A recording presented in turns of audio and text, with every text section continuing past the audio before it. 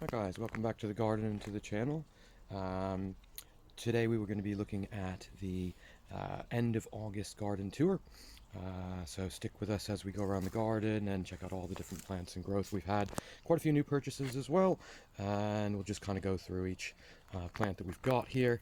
And if there's any sort of things that you're finding interesting or like more about, certainly drop a comment below. If you haven't subscribed already, certainly drop us a subscribe to follow along. Right, we'll take a look at the front bed here in the middle to start with. So as you can see probably from our last video, if you did have a look at that, we have a lot of summer bedding down in the bottom here, and this is really just to provide sort of some cover while we're waiting for some of the more permanent stuff to grow in. In the front here, just take a look, we've got a Waggy Princeps hybrid, and this has been planted sort of early in the year, new to me. It has put out one leaf this year and one spear, so it's a quite slow growing compared to some of the other palms we've got here. Just coming back off here, you can also see here we've got a rhododendron. Now, we do have a few of these around the garden, kind of just keeping a kind of theme going around. Now, these were in the garden, planted many years before we moved in, but we have kind of decided to keep a few as it does provide a nice color in the spring. So typically with a lot of the stuff I've been looking to plant and do is really around sort of evergreen interest, but also what I call layering, so having different things coming out at different times of year, so you've got sort of something new in the garden as the seasons go on.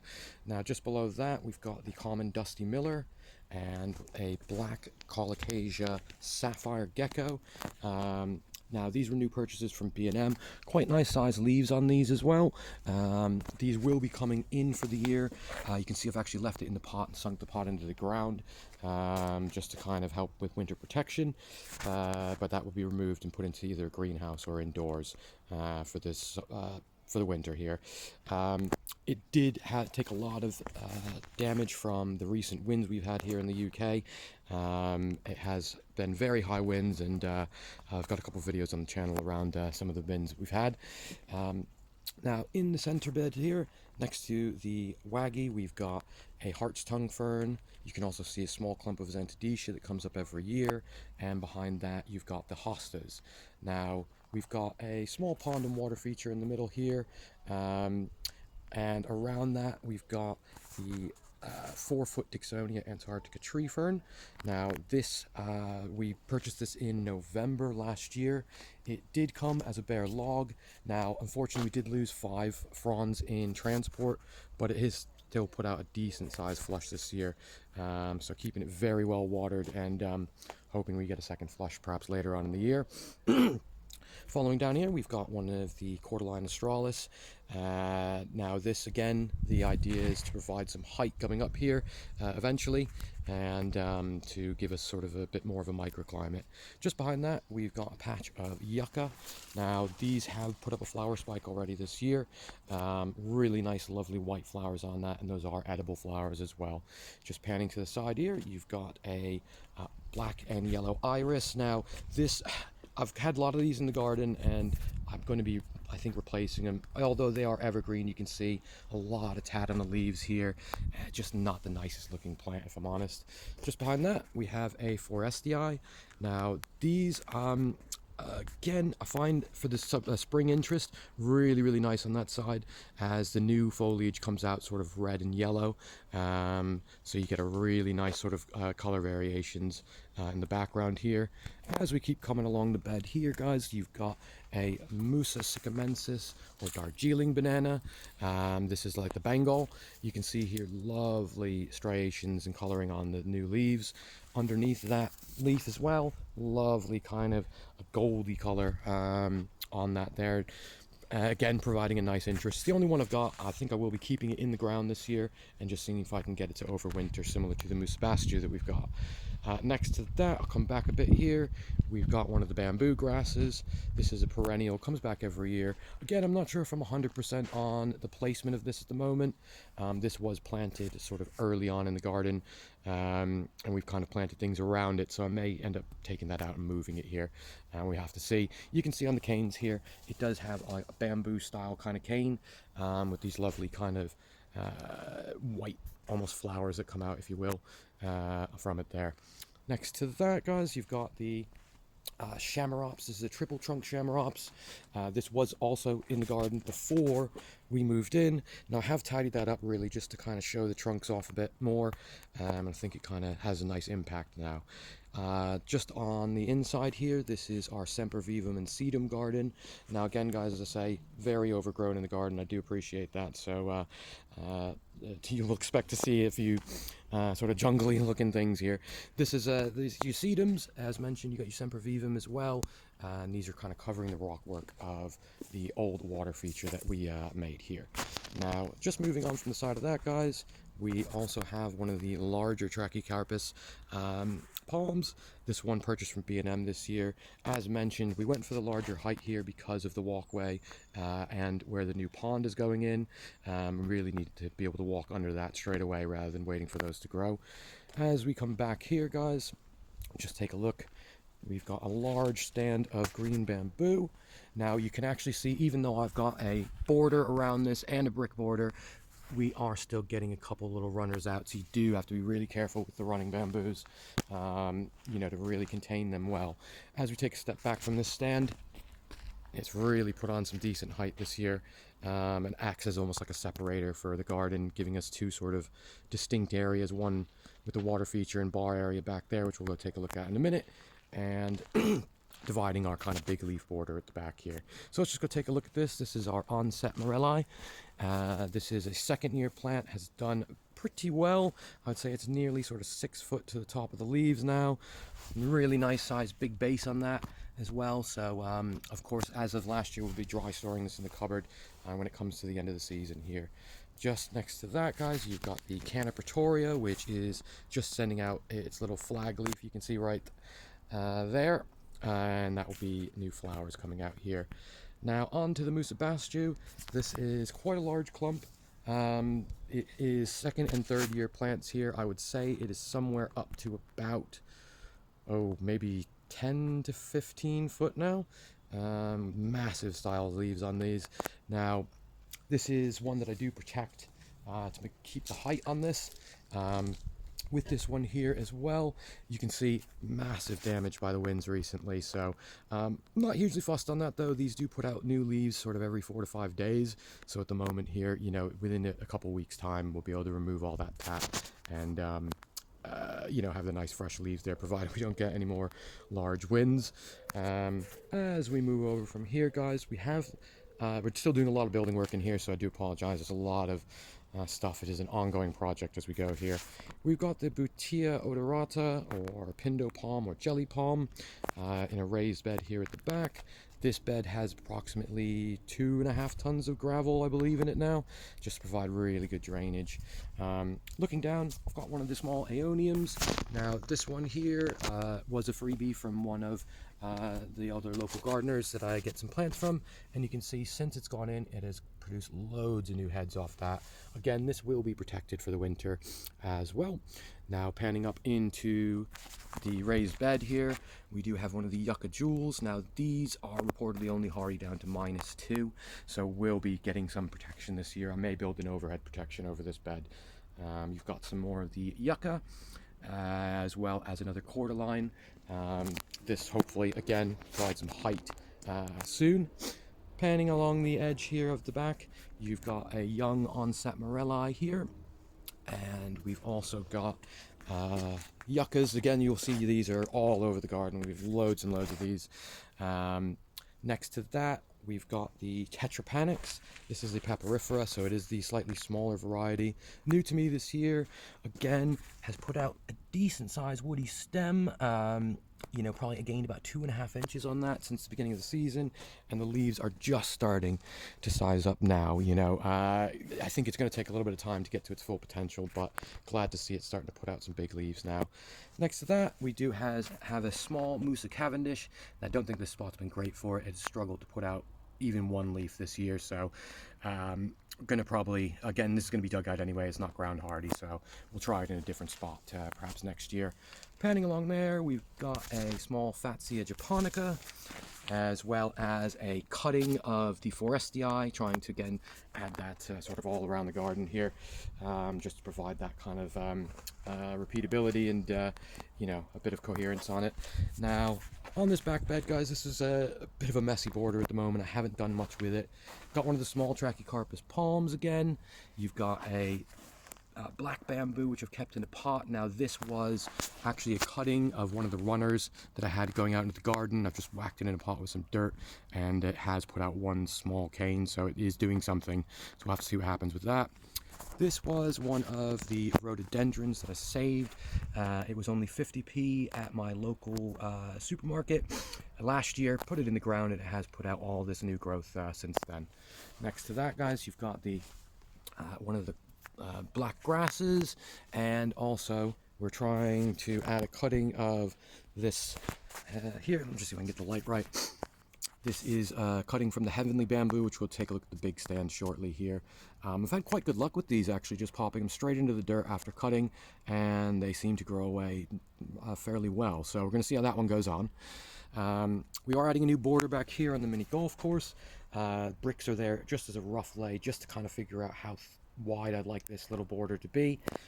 So this is an ongoing back border project here, so keep an eye on that on the channel.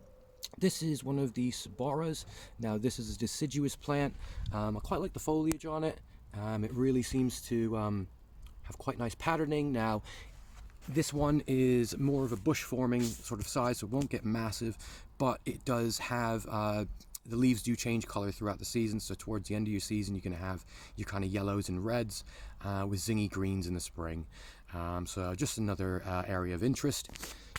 Next to that, guys, we've got a wisteria. Now this was planted last year, and it has decided to climb the whole fence there. We're going to try and train it along just to see if we can get it to go all the way to the shed there. Now as we pan around on the mini golf course, guys, you can just see we've got some budula growing, which again, hopefully that's going to put on height. Again, a very common plant, but I do like it to really add a bit of height, and it grows very, very quickly on that side. I've got a blue Festucia grass, of course, another yucca there, and we'll just pan around on the course. And as we go down the course here, you can actually see we've got 3 ponds on here, very small ponds with fish in them. These are your standard just grasses, pond grasses. Again, just adds, I think, a little bit of a flair, makes it feel a bit more, you know, like a natural pond on that side. Coming over here, guys, you've got another one of the small Trachycarpuses. As mentioned, we did buy a few of these here. Just surrounding that, we've got your just common thyme plants, and they seem to form nice kind of low-level bushes on that side. So as we come across here, guys, you've also got the tricolor heathers. Quite a few heathers on the course. Reason being really is because of the way they say quite small and manageable. So, you know, looking at those, it could be changed out at some point, not quite sure, but again, you know, these are kind of older plantings, and we seem to be going around and you know, swapping and changing things as we go. Here we've got a very small Chamaerops. This one has struggled a bit, really. I don't know if it's the position, the spot, or anything like that. I've kept it in a raised bed, but it is still putting out new growth, so we'll just have to see how that one grows along. As we come back off the mini golf course here, this is off the fire pit bed. You can see here we've got another patch of the yuccas. You've got another of the smaller Trachycarpus. We've got the variegated hosta. We've also got some of the sedums that, again, a lot of these are cuttings, guys, that I move around the garden as I go. So if something grows out, I'll chop it and just kind of add it around the garden here. Taking a look at this bed, guys, this is, again, a very small bed, but we've kind of packed a lot into it, and I do say apologies for all the mess as always in the garden here, guys. This is a cordyline. Now this died back to the ground last year, has put up 4 heads or even 5 I think in here, and they've actually put on quite a bit of height recently. I'd say that's up to about 4 foot now. As we move along here, guys, you've got the Xanthodecia. Now this has come up from the ground again from last year, done really well, flowered up until about June, but it hasn't put any new flowers out. I do see what looks to be a seed pod here, if I can get that to zoom. And some might try and even collect some seeds. Haven't really investigated too far into that here. Next to that, guys, we've got another one of the Yucca Jewels. We've got a Brunnera. And again, I love the patterning on these leaves. It is perennial, so it should be back every year. Next to that, we've got the 5-foot trunk Trachycarpus. Let's see if I can get the lighting right on this one. And again, this was bought at this size, so really needed the height on this one to get around the corners here, down onto the courses. So moving over here, guys, underneath, we've got a large rhododendron. And again, I'm going to try and get the light right on here. I think I've chosen the wrong time of day to do this. So from here, guys, you can see a large rhododendron. Underneath that, we've got planted lots of your common ferns, as well as lavender. Panning across here, guys, you've also got a camellia. Now, these I find are great for sort of layering and interest, as these are much more early spring flowering plants. Now, these large ones were in the garden before we moved in, alongside, if you look up over here, some of the other very large trees that we've got in there. Just coming back onto the fire pit bed here, we do have a very overgrown section here. Another Brunnera. This is a different type, but I do love the patterning you get on these leaves. And something quite nice. Again, we've got a few clumps of these. They are perennial, as mentioned. So, interested to see how that comes back next year. Next to that, guys, we've got the blue fern. Again, this is actually a house plant. I just quite like the color differences that you get, so all the different shades of color we're getting here. Following from that, another one of the pink china clumps. This one's sized up a little bit better. So with that said, we're really getting some nice, repetition around the garden of these ones. And again, they are sort of perennial and come back every year. With the sort of just a mulch over the top for the winter. Next to that, guys, you've got one of the Washingtonia robustas. I just don't seem to have much luck with these, as I've mentioned before. This one has struggled to come back. It's put out this leaf, that leaf, and this little small leaf this year, and that's about all it's done. So I'm not sure if it's going to be through this winter or not, but we'll have to kind of find out. In the back here, this was one of the Musa Bastiu cuttings we took from the mother clump. Whacked it in the ground. It really has struggled. I don't think it's going to make it through, if I'm honest with you. It does seem to be really struggling to do anything. This little top bit of the leaf here has only just started moving as about a week ago, so got a couple months left. We'll have to see what happens there. Next to that, guys, we've got some of your common fuchsia plants, and the celebration roses. And off the back here on the fence, you can just see we've got a large amount of hops growing here. Now, if anyone's local to Leicestershire and is interested in some hops, feel free to get in contact. I've got plenty here. You're more than welcome to have any hops or any beer in production or anything you'd like to do with them. As we follow around, again, we've got another yucca. This one's got a fairly good trunk on it. It's hard to see as the hops have kind of enveloped it. Now, typically with the hops, guys, I would train them along the fence. This year, I've kind of just let it go wild. Had a lot of things going on at the beginning of the year and didn't really have time to do it. And you can kind of see the results of that here. It's kind of literally gone everywhere. Next to that yucca, again, we've got another one of the fuchsias. Now, these are edible, but I would suggest doing your research before you eat anything from your garden. Back down here again, we've got that the small Trachycarpus palm, another variation of the fuchsia. And as we come around here, we've again you back onto this little back border here. So just following down, guys, let's have a quick look at the center bed as we come down off the back here. Now we'll pan this way as we go. Now again, this center bed, very packed, very full. Down here, again, we've got another one of the small pink chinas. This is hopefully going to spread quite quickly. It is very, very small still, though. I mean, it's really not done much yet. I think it is kind of being shaded a bit, so it's not got the full sun that it requires. back off here. Now this is off center. As you can see, guys, we're just back to where the boutia is now. We've got a bit of the bracken. Now again, something different I've not seen in many other gardens. I know it is probably one of the most common ferns in the world, but you know, it does get quite high, I think up to around about 2 meters, so about 6 foot. So just again, something slightly different.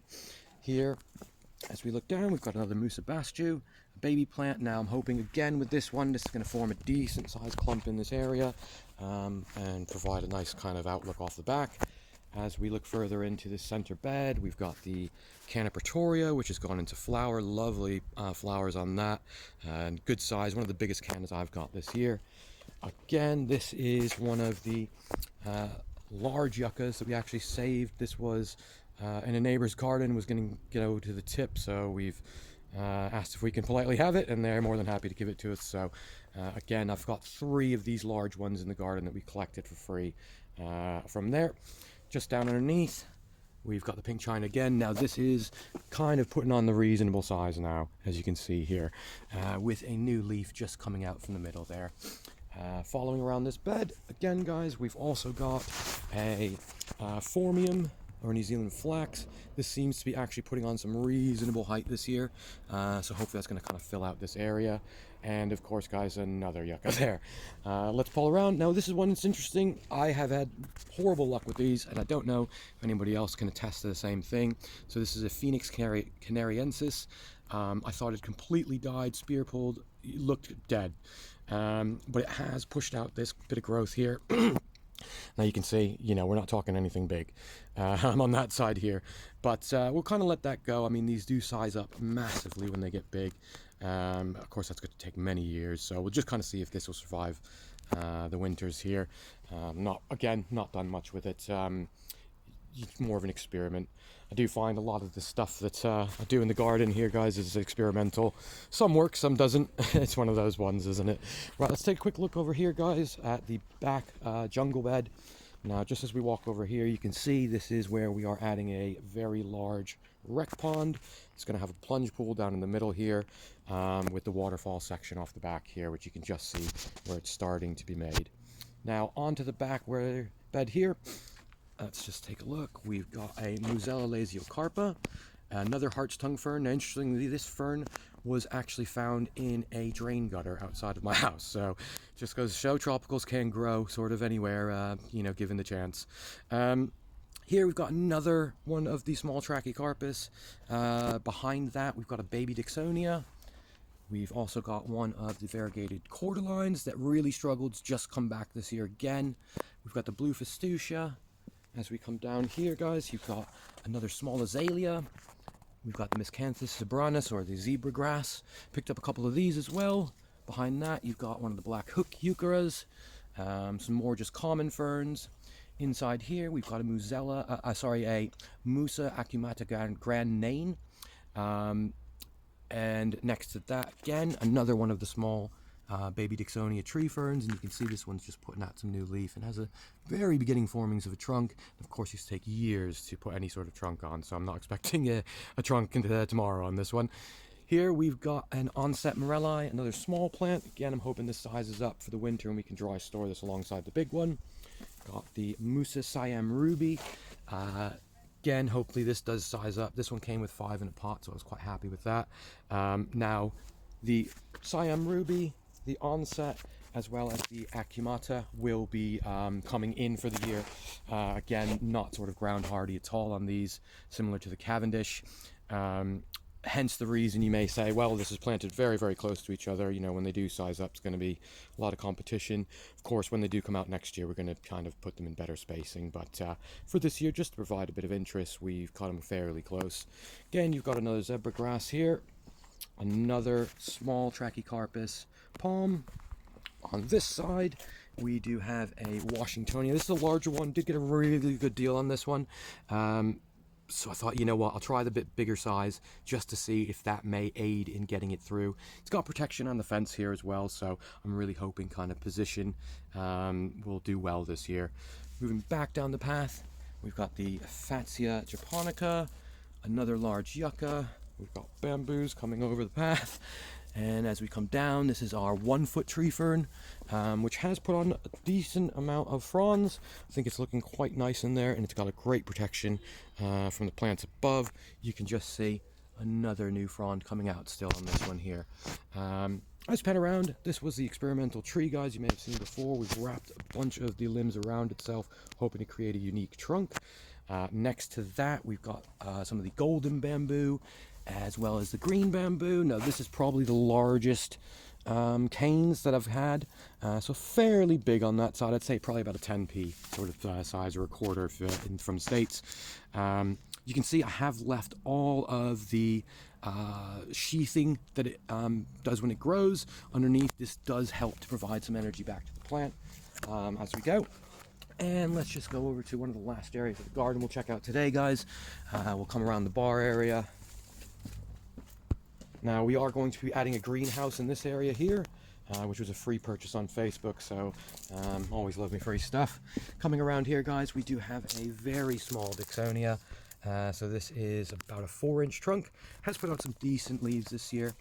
We did have another one come with this, and you may see from my previous video, we are trialing it in water as it's done absolutely nothing. So we've put it directly into one of the ponds and just see if that's going to help to revive it.